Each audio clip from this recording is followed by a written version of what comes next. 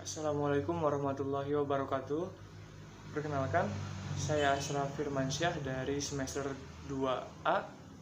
Kali ini saya akan mereview kembali pertemuan pertama sampai dengan pertemuan terakhir kemarin, di mana bab yang telah kita bahas ada tiga bab, dan kita akan membahas ketiga bab tersebut.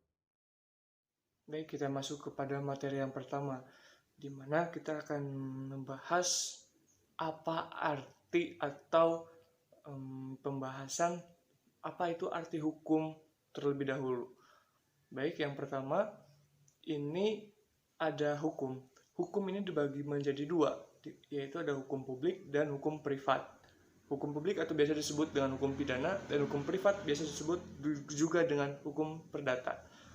Di mana masing-masing hukum ini, hukum pidana dan hukum perdata ini dibagi menjadi dua lagi, yaitu adalah hukum pidana materialnya, hukum pidana formil, dan hukum perdata material, hukum perdata formil. Kemudian ada, menurut Profesor Mulyatno, hukum pidana ini terdiri atas tiga aspek atau tiga hal yang harus dipelajari atau saling berkaitan di dalam hukum pidana. Yang pertama ada perbuatan pidana atau criminal action, ini sangat berhubungan dengan asas legalitas. Kemudian yang kedua ada pertanggungjawaban pidana atau criminal responsibility, ini berhubungan dengan asas kesalahan, yaitu Zonstra-Zoner-School.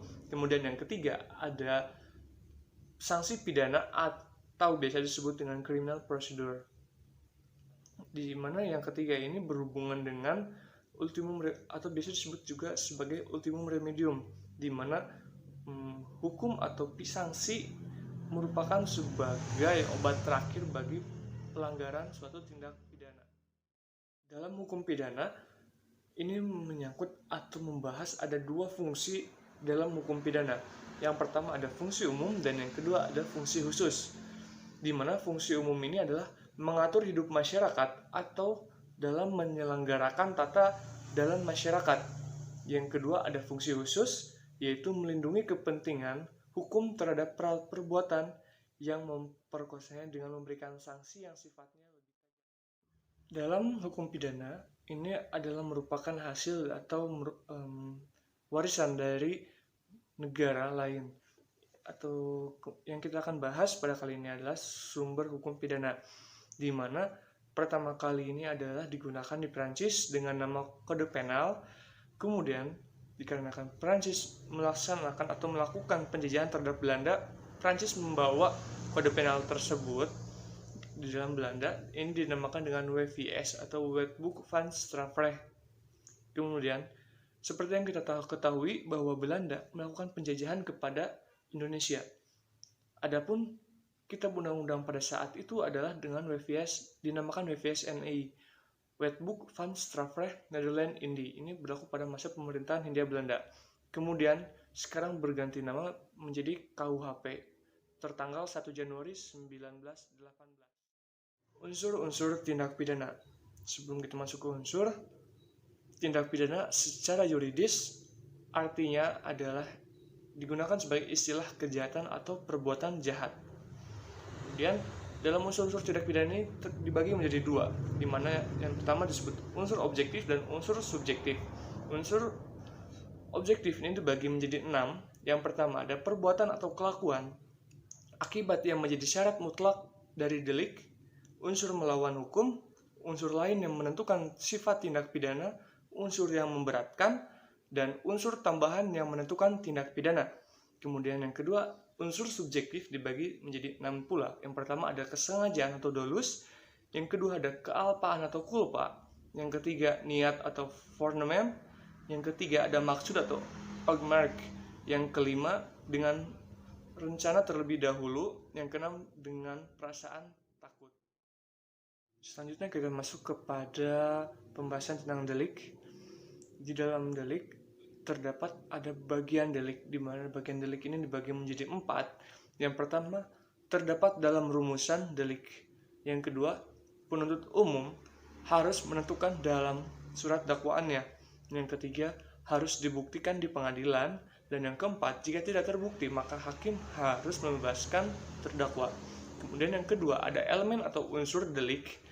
Ini dibagi menjadi 4. Yang pertama, tidak terdapat dalam rumusan delik hal yang dapat dipertanggungjawabkan tindakan atau sesuatu akibat terhadap pelakunya terhadap akibat yang timbul, dan hal dapat disalahkan berdasarkan unsur kesengajaan.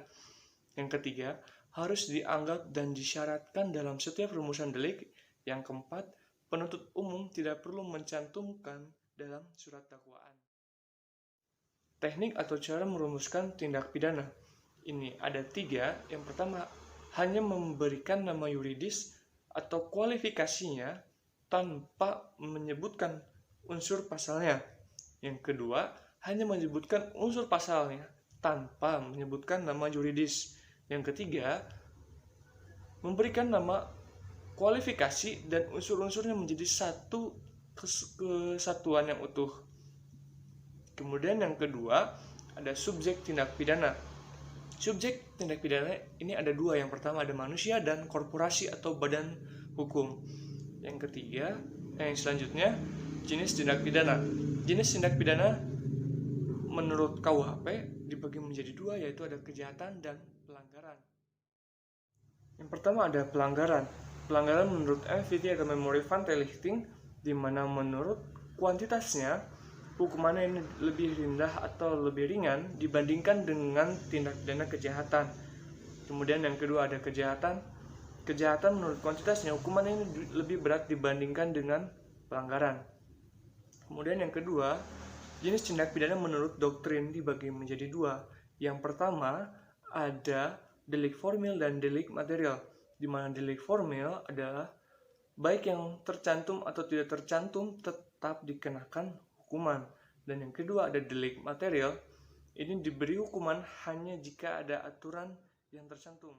Yang kedua dibagi menjadi beberapa, ada delik komisionis, delik omnissionis, delik komisionis per omnisium communencia, delik dolus dan delik culpa, delik tunggal dan delik berganda, delik aduan dan delik bukan aduan, delik aduan absolut, delik aduan relatif, delik politik dan delik umum, dan delik khusus dan delik umum. Selanjutnya kita masuk kepada bab ketiga, ada pembaharuan hukum pidana di Indonesia, di mana kita ulangi kembali mengenai sejarah berlakunya KUHP. Ini berasal dari WVS atau Wetboek van Strafrecht, dicantumkan dalam pasal 75 RR Regeling Rechtlijnen Junto pasal 131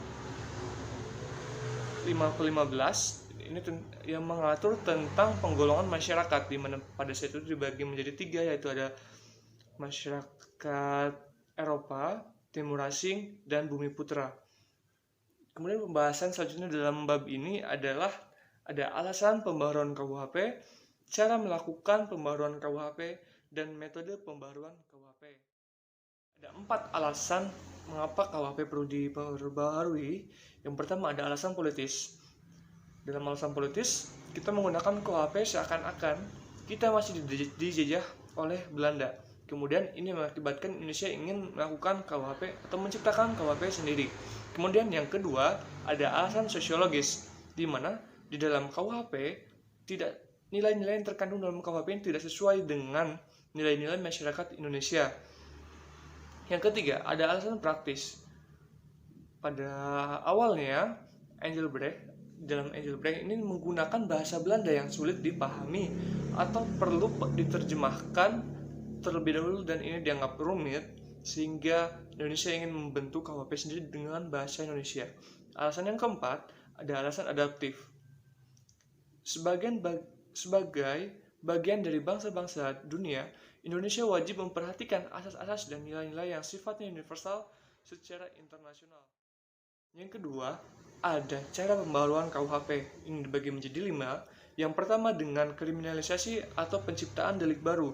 Ini adalah aturan yang sebelumnya tidak diatur kemudian diatur dalam undang-undang. Contohnya pada saat Indonesia belum mengenal tindak pidana terorisme, Indonesia belum menciptakan undang-undang tindak pidana terorisme. Yang selanjutnya, yang kedua ada dekriminalisasi atau pemandulan delik, di mana undang-undang yang awalnya mengatur atau mengancam akan pidana kemudian dihapuskan. Yang ketiga, rekriminalisasi.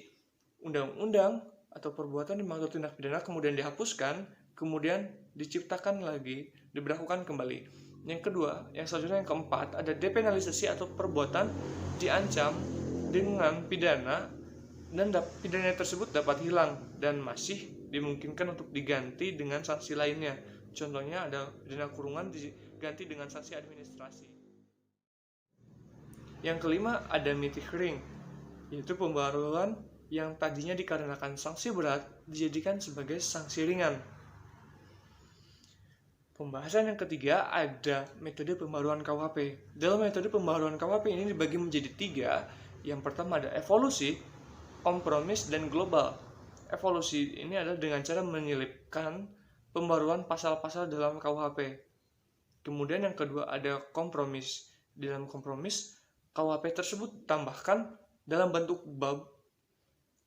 Contohnya ada dalam pasal 479.